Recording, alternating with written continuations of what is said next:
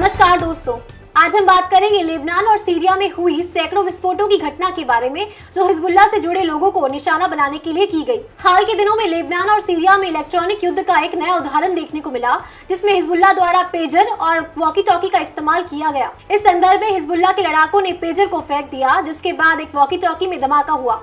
यह धमाका उस समय हुआ जब पेजर के फटने के कारण हिजबुल्लाह के कई लड़ाकों की मौत हो गई। हाल के घटनाक्रम में हिजबुल्लाह के लड़ाकों के पेजर को इजराइल की खुफिया एजेंसी मोसाद ने हैक किया। हैकिंग की प्रक्रिया में इजराइल ने इलेक्ट्रोमैग्नेटिक सिग्नल का उपयोग करते हुए एक कोडेड संदेश भेजा। यह संदेश पेजर में एक विशेष ट्रिगर का काम करता था, जिसके कारण विस्फोट हुआ। इजराइल ने पहले हिजबुल्लाह के संचार नेटवर्क का अध्ययन किया, जिसमें पेजर और वॉकी टॉकी शामिल थे। उसके बाद उन्होंने इलेक्ट्रोमैग्नेटिक सिग्नल का उपयोग करते हुए पेजर को हैक किया।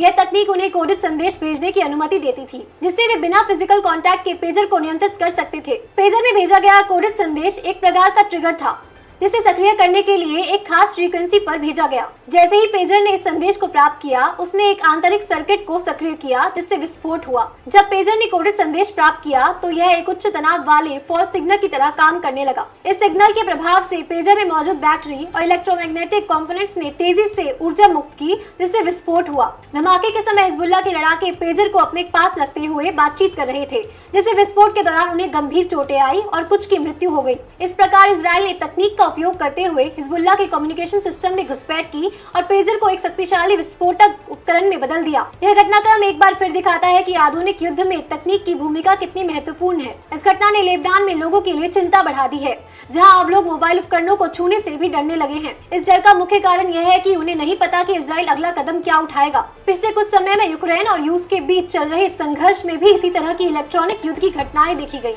उदाहरण के लिए यूक्रेन ने रूस के 400 सैनिकों को एक ही जगह पर निशाना बनाकर मारने का दावा किया था, जिसका कारण यह था कि रूस के सैनिक मोबाइल फोन का उपयोग कर रहे थे। इस प्रकार के हमले इजराइल द्वारा हिजबुल्लाह के मनोबल को तोड़ने और उनके आत्मविश्वास को कम करने के लिए किए जा रहे हैं। यह संदेश देते हैं कि इजराइल ने तकनीकी क्षमताओं का उपयोग करते हुए अपने दुश्मनों के खिलाफ एक मजबूत संदेश दिया है, जिसमें यह दर्शाया गया है कि उनके पास आधुनिक खुफिया तंत्र और तकनीक है। लेबनान में स्थिति और भी गंभीर हो गई है, जहां हिजबुल्लाह के लड़ाकों के लिए यह एक बड़ा झटका है। कई लोग यह मानते हैं कि इस तरह के हमले इजराइल की कमजोर अर्थव्यवस्था और सीमित संसाधनों के बीच हिजबुल्लाह के खिलाफ एक नकारात्मक भावना पैदा करने का प्रयास हो सकते हैं। यह घटनाक्रम में यह समझाता है कि इलेक्ट्रॉनिक युद्ध अब केवल एक सैन्य रणनीति नहीं रह गई है, बल्कि यह भविष्य की जंगों का एक महत्वपूर्ण हिस्सा बनती जा रही है, जिसमें तकनीक की भूमिका दिन ब दिन बढ़ती जा रही है।